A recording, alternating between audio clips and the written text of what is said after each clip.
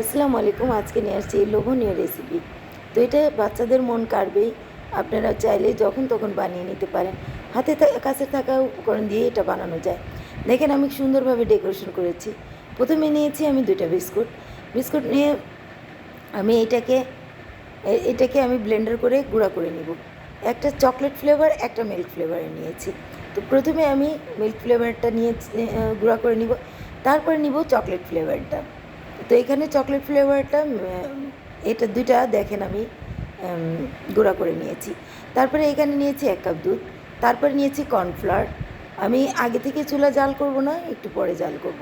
তো তারপরে এখানে দিয়েছি চিনি। সব কিছু একসাথে মিক্স করব, তারপরে দিব ভ্যানিলা এসেন্স। তো আপনি যে কোনো এসেন্স ব্যবহার করতে পারেন। তো আমি ভ্যানিলা এসেন্সটা ব্যবহার করেছি। তো এটাকে আমি মিক্স করব। তারপরে এখন জাল দিব। এখন জাল দিয়ে এটাকে ভালোভাবে নাড়তে থাকবো। ভালো নাড়তে নাড়তে দেখেন এটা একদম গাঢ় হয়ে আসছে। আমি এখন এটা দেখেন এটা কত সুন্দরভাবে গাঢ় হয়ে আসছে। এই যে দেখেন, তো এটা হয়ে গিয়েছে। দেখেন কত চটজলদি আপনি এটা বানিয়ে নিতে পারবেন এবং খেতে এবং দেখতে দুইটাই অত্যন্ত লোভনীয়। বাচ্চাদের মন কাড়বে। তারপরে এটা ঢেলে আমি ফ্রিজে রেখে দিয়েছিলাম 10 মিনিটের জন্য। তারপরে এটা আবার আমি দ্বিতীয় লেয়ারের জন্য দুধ নিয়েছি, তারপরে নিয়েছি বিস্কুটের গুঁড়া, তারপরে নিয়েছি এটা কফি ফ্লেভারের জন্য কফি দিয়েছি আধা চামচ, তারপরে দিয়েছি কর্নফ্লাওয়ার।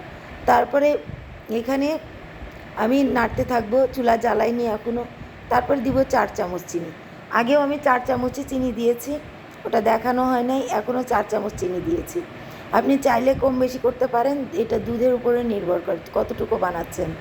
তারপরে আমি 1 গ্লাসে 4 চামচ চিনি দিয়েছি, ছোটো চামচের। তারপরে এখানে নিয়েছি কোকো পাউডার।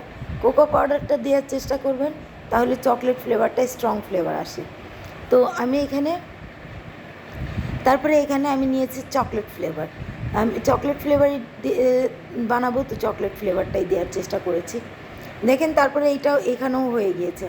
দেখেন কত জলদি এবং দ্রুত এটা হয়ে গিয়েছে। এটা যখন আপনি ফ্রিজে রাখবেন খেতে অনেকটা টেস্ট হবে। আর এটা দেখেন নাড়তে নাড়তে দেখেন এই অবস্থায় চলে আসছে। তো এখন আমি এটাকে আমি আরেকটু নেড়ে আমি দ্বিতীয় লেয়ারের উপরে দিয়ে দিব। তো আমার দ্বিতীয় লেয়ারটা জমাট ধরে গেছে, দেখেন এটা জমাট বেঁধে গেছে। তারপরে এখানে আমি দ্বিতীয় লেয়ারটাও দিয়ে দিব। দেখেন এটা হাতে লেগে যাচ্ছে না। তারপরে এটা দ্বিতীয় লেয়ারটা আমি দিয়ে দিয়েছি। তারপরে এই উপরে ভালোভাবে আমি এটাকে দিয়ে দেখেন এটাকে ভালোভাবে আমি সমান সমান করে নিব। একটু উঁচা নিচা হলেও সমস্যা নাই। আমি এটা উপরে ডেকোরেশন করব, তো উঁচা নিচা দেখতেও সমস্যা নেই। তো এটা আমি যতটুকু পারি আমি চামিচ দিয়ে ভালোভাবে দেখেন আমি সমান করার চেষ্টা করেছি।